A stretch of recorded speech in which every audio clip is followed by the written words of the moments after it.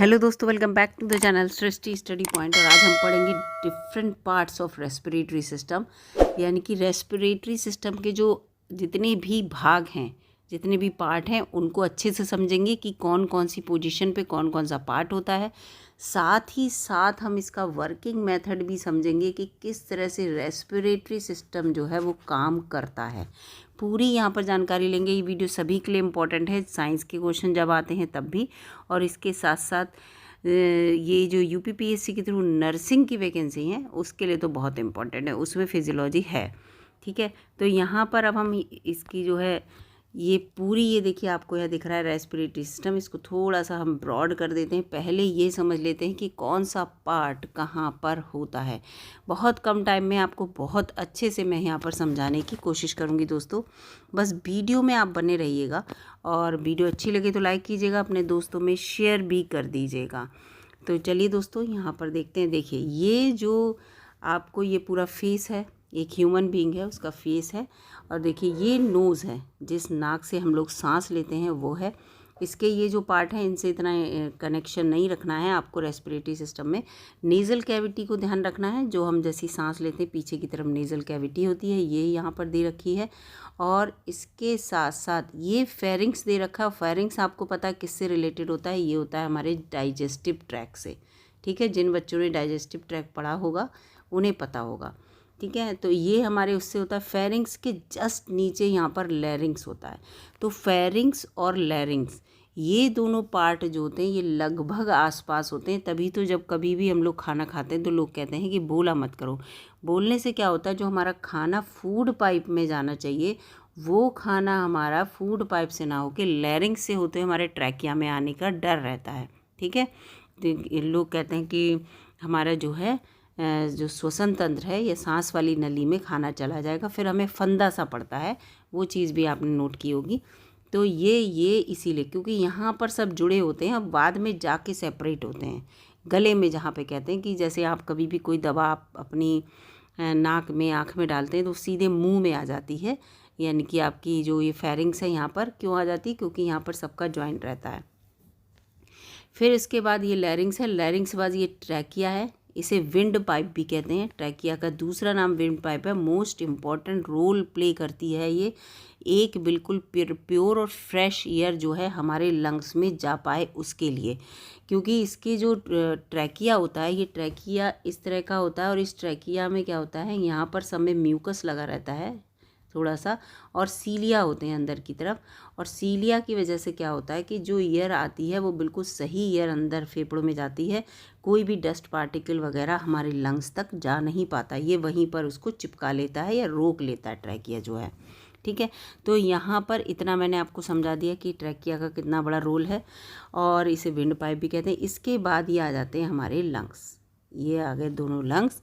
अब दोनों लंग्स में ये देखिए यहाँ पर आपको दिख रहा होगा, ये जो पोजीशन है ये ब्रोंकस कहलाती है। यहाँ पर इसकी जो मेन ब्रांच है, ठीक है, मेन ब्रांच, ये जो आपको ब्रांचेस दिख रही हैं, मेन ब्रांच ब्रोंकस है। लेकिन ब्रोंकस के जब उसका और डिवीज़न होता है, सब डिवीज़न होता है बड़ी वाली ब्रांच का, जैसे लीफ जो होती है, आपने ऐसे लीफ देखी होगी, तो ये मेन ब्रांच ही ब्रोंकस है।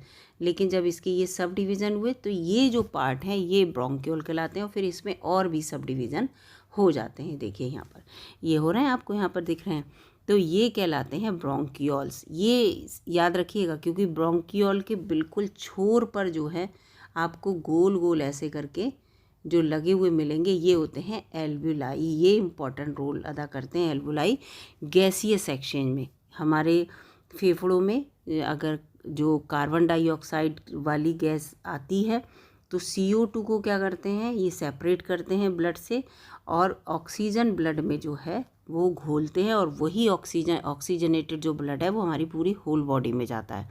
तो इसलिए ये एल्वुलाई बहुत बड़ा रोल प्ले करते हैं। यहाँ पर इस चीज़ को ध्यान रखिएगा, अगर क्वेश्चन आता है कि जो एक्सचेंज ऑफ गैसेस का किसका काम है, तो वो एल्वुलाई का काम है।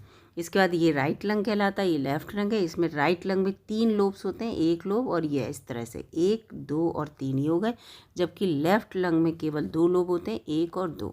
तो ये भी क्वेश्चन आता है कि लोब्स कितने होते हैं, तो राइट लंग में 3 लोब्स और लेफ्ट लंग में जो है 2 लोब्स।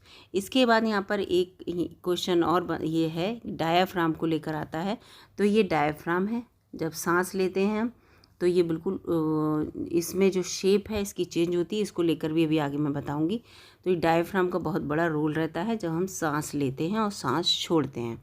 रेस्पिरेटरी सिस्टम आपको ये तो पता ही होगा कि सांस लेने और सांस छोड़ने से रिलेटेड रहता है। तो ये चीज़ है। अब ये आपको पता है कि हम सांस लेना और सांस छोड़ना दोनों चीज़ें ज़रूरी है हमारे लिए, क्योंकि हमें क्या है, किसकी ज़रूरत पड़ती है, ऑक्सीजन की। ऑक्सीजन जो है वो ब्लड में कैसे मिक्स होगी, ये फेफड़ों का सबसे बड़ा रोल है।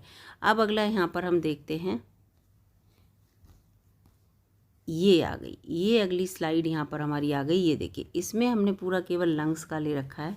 ये देखिए यहाँ पर आपको ये लैरिंग्स दिख रहा है। लैरिंग्स के बाद यहाँ पर ये ट्रैकिया है। ट्रैकिया 2 पार्ट में बट गया। ये राइट, ये देखो ये 3, ये देखिए 1 2 3 पार्ट में है और ये केवल 2 पार्ट में बटा हुआ है। यहाँ पे आपको दिख रहा होगा ये जो लंग है, तो ये इस तरह का है। और यहाँ पर ये हमारी नोज़ है, ये पूरा पैरानेजल सीनस ऊपर छोटा सा लगा रहता है, ये है, ये सब दिखा रखा है। फिर ये जो एल्बुलाई हमारे लगे रहते हैं इनके छोर पर, वो यहाँ पर दिखाए गए हैं। ये जो है पूरा हमारा जो ब्रैंक्यूल चले आ रहे हैं, ब्रैंक्यूल में फिर ये एल्बुलाई आगे की तरफ लगे रहते हैं और इनमें ये नीली और लाल कलर की, जो नीली वाली आपको लाइनें दिख रही हैं, ये होती हैं वेन्स, जिनमें जो है आपको कैसा ब्लड मिलेगा, कार्बन डाइऑक्साइड युक्त, मतलब डीऑक्सीजनेटेड ब्लड जिसे कहते हैं। और जो आर्टरी होती हैं, जो यहाँ रेड कलर की आपको दिख रही हैं, इनमें ऑक्सीजनेटेड ब्लड मिलेगा, इनमें O2 वाला ब्लड मिलेगा। तो ये सब यहाँ पर आपको बताती चल रही हूँ मैं। अब अगली स्लाइड पे चलते हैं। अगली स्लाइड में क्या दिख रहा है, यहाँ पर अगली स्लाइड में भी बिल्कुल वही है, लेकिन इसको थोड़ा सा मैंने इसको इस तरह से दिखाया जिससे आपको अच्छे से समझ में आए।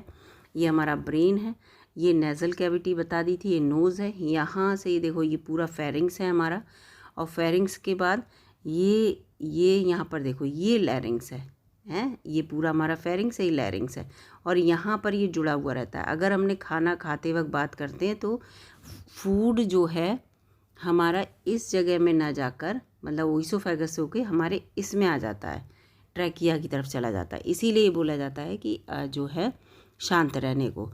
तो ये हमारा लैरिंग्स है, ये ट्रैकिया है, आपको दिख रहा है यहाँ पर।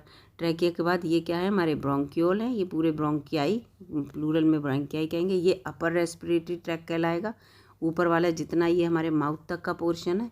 और उसके बाद ट्रैकिया तक का जो हमारा पोर्शन है और उसके नीचे का जितना भी पोर्शन है, ये सब हमारा लोअर रेस्पिरेटरी ट्रैक कहलाता है। ठीक है, सांस लेने के लिए नीचे वाला भाग। अब ये इस चीज़ को दिखाया, ये देखिए ये ब्रोंक्यूल है, फिर ब्रोंक्यूल्स में ये जो छोर पे लगे हैं, ये देखिए इसमें भी दिखाया है। ये क्या है, ये हमारे ब्रोंक्यूल हो गए। ब्रोंकियल बताएं, ये देखो ये एल्वोलाई दिखा रहे हैं यहाँ पर, और ये आपको यहाँ पर रेड एंड ब्लू दोनों तरह की, ये रेड और ये ब्लू दोनों तरह की वेन नर्व्स दिख रही हैं। तो ये जो रेड वाली होगी वो आर्टरी होगी, बता दिया आपको मैंने, और ब्लू वाली जो होगी वो वेन होगी। और ये कहाँ से आती हैं आपको सभी पता है, ये आती हैं हार्ट से, हमारे हार्ट से तो आती हैं। हार्ट जो है वो एक पंपिंग मशीन है, केवल ब्लड को प्योर और इम्प्योर वो नहीं कर सकता।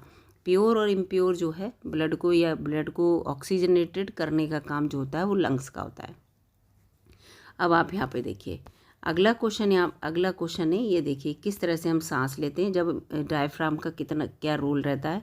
ये देखिए जब हम इंस्पिरेशन यानी कि सांस अंदर की ओर ले रहे हैं तो हमारा जो डायफ्राम है वो नीचे की ओर आता है। डायफ्राम क्या होता है, नीचे की ओर आता है, जिस पोजीशन से होता है उससे नीचे की ओर जाता है, कॉन्ट्रैक्ट होता है, सिकुड़ता है। ठीक है, और इसके हमारी जो थोरेसिक कैविटी है ये फैल जाती है, ये एक्सपेंड हो जाती है, यहाँ पर लिखा है, और इसके साथ साथ मसल्स जो होती हैं वो सिकुड़ जाती हैं। जबकि जब हम सांस बाहर छोड़ रहे हैं, एक्सपायरेशन कर रहे हैं, तो क्या होता है, थोरेसिक कैविटी हमारी सिकुड़ जाती है, देखो ये फैल रही है, ये सिकुड़ जाती है, और मसल्स जो होती हैं वो फैल जाती हैं, और हमारा जो डायाफ्राम है वो डोम शेप का हो जाता है। ये क्वेश्चन पूछा गया है कि डायाफ्राम जो है वो डोम शेप का कब होता है, ये क्वेश्चन आता है। तो जब हम एक्सपायरेशन करते हैं, यानी कि अपनी जो ईयर है उसको बाहर निकालते हैं, तब ये पोजीशन होती है। तो यहाँ पर ये भी मैंने आपको बता दिया। ये देखिए पूरा यहाँ पर दिखा है कि रिब केज होता है, ये हमारा आप छू के भी देख सकते हैं अपने चेस्ट में, ये रिब केज है। और जब भी हम सांस लेते हैं तो ये जब सांस हमारे अंदर आती है तो रिब केज देखिए यहाँ पर पूरा लंग्स और रिब केज के बारे में बता रहे हैं। ये देखिए जब हम सांस लेंगे तो ये बाहर की ओर फैलेंगी, लंग्स भी हमारे फैलेंगे और डायफ्राम देखो नीचे की ओर जा रहा है हमारा, ये इनहेलेशन की प्रॉब्लम है। और रिब केज जो है फैल जाती हैं पूरी है, देखिए एक्सपेंड हो जाती हैं।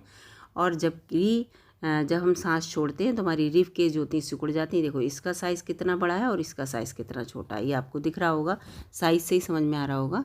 तो रिब केज हमारी सिकुड़ जाती हैं जब हम सांस को बाहर निकालते हैं। ये क्वेश्चन भी हमारा आता है अक्सर रेस्पायरेशन में, तो इसको याद रखिएगा कि in the case of inhalation the rib cage expanded as rib muscle contract, rib muscle contract होती हैं जबकि रिब केज होती हैं एक्सपेंड हो जाती हैं। Whereas in the case of exhalation का मतलब सांस बाहर छोड़ते हैं, rib cage gets smaller as rib muscles relax, rib muscle relax हो जाती हैं तो रिब केज स्मॉलर हो जाती हैं जब हम एयर को एक्सेल करते हैं। ठीक है, तो ये रिब केज को लेकर। और डायाफ्राम डोम शेप का कब हो जाता है, जब हम एयर को एक्सेल करते हैं, then diaphragm become a dome shape. Okay, dome shape का हो जाता है, इस तरह से इसमें है।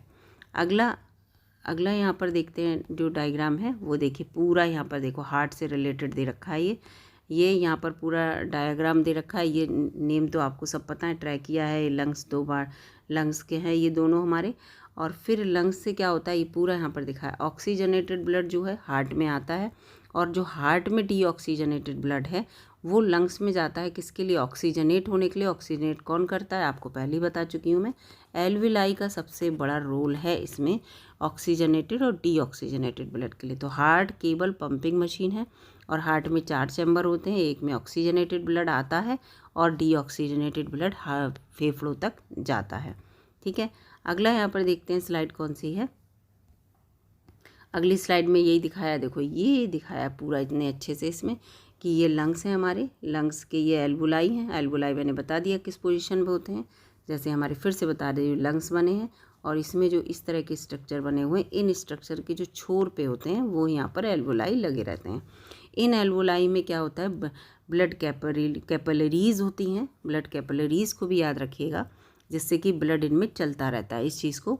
और फिर इनमें वेन्स और आर्टरीज होती हैं जिनमें देखिए O2 और CO2 का एक्सचेंज, और वो दिखा रहे हैं इसमें, ये दिखा रहे हैं देखो, इसमें क्या होता है O2 इसके अंदर आता है और CO2 इससे बाहर निकल जाता है, तो इसमें इस तरह का पोजीशन रहती है। अब यहाँ पर और दिखा देती हूँ मैं, ये देखो ये पूरा यहाँ पर लंग्स है ना, लंग्स के ये पूरा है, और फिर ये देखो लंग्स में से पूरा ये निकाल के दिखा दिया, वैसे लंग है, इसके अंदर ये इस तरह का होता है, तो इसमें ये एल्वुलाई होते हैं। और ये देखिए ये जो नीली वाली हैं ये वेन्स हैं और जो रेड वाली हैं वो आर्टरी हैं इसमें। ठीक है, ये और इनमें ये सब लगी रहती हैं, इसके साथ साथ ब्लड कैपिलरी भी लगी रहती हैं। ठीक है, गैस एक्सचेंज एंड एल्वुलाई के बारे में बता रहे हैं।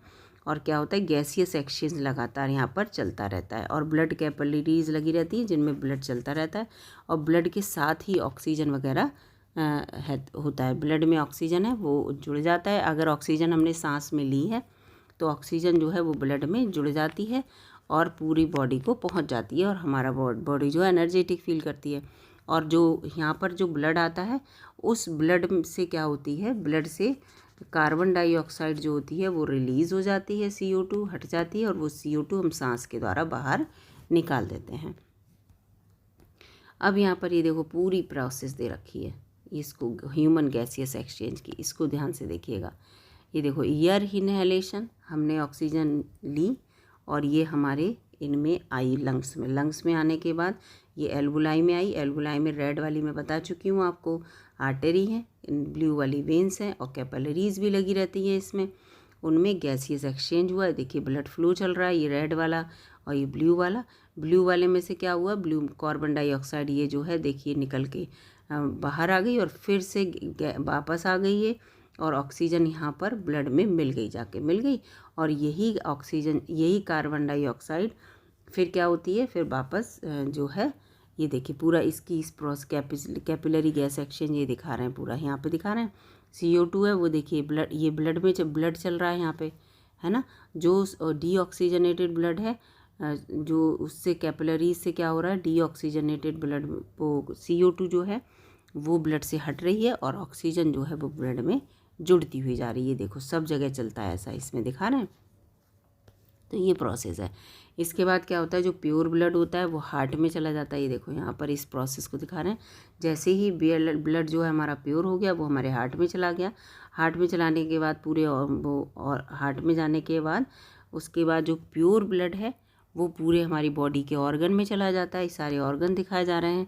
और जो इम्प्योर ब्लड आया बॉडी से, ये पूरी सारी बॉडी से इम्प्योर ब्लड आएगा क्योंकि सारी बॉडी में कार्बन डाइऑक्साइड वगैरह है, वो पहले हार्ट में आएगा, हार्ट से जाएगा लंग्स में। देखो ये लंग्स में गया और लंग्स में वही का वर्क होगा कि कार्बन डाइऑक्साइड को क्या किया जाएगा, रिलीज़ कर दिया जाएगा और वही कार्बन डाइऑक्साइड एक्सेल होकर बाहर आ जाएगी।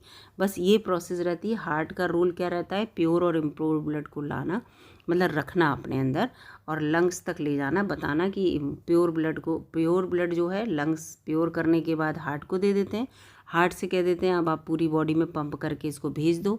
और डीऑक्सीजनेटेड ब्लड जो है वो भी आ जाता है हार्ट में, इम्प्योर ब्लड, और फिर वो भी लंग्स में पहुंच जाता है और लंग्स फिर उसको प्योर कर देते हैं ब्लड कैपिलरीज और आर्टरी वेन का जो संयोजन होता है उससे।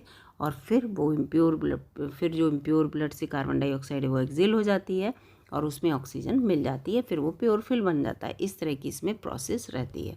तो यहाँ पर मैंने आपको ये देखो पूरा लिखा है, यहाँ पर वेन्स लिखी है। वेन्स जो है नीला ब्लड का मतलब इम्प्योर, और आर्टरी देखो रेड ब्लड का मतलब प्योर ब्लड।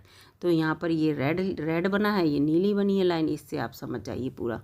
तो इस तरह से यहाँ पर ये प्रोसेस रहती है। फिलहाल आज मेरा ये पर्पज़ था कि आपको कैसे बताया जाए कि कौन कौन से ऑर्गन जो हैं हमारे ह्यूमन गैस एक्सचेंज में इन्वॉल्व रहते हैं, इसलिए केवल चित्र के द्वारा मैंने समझाने की कोशिश की है।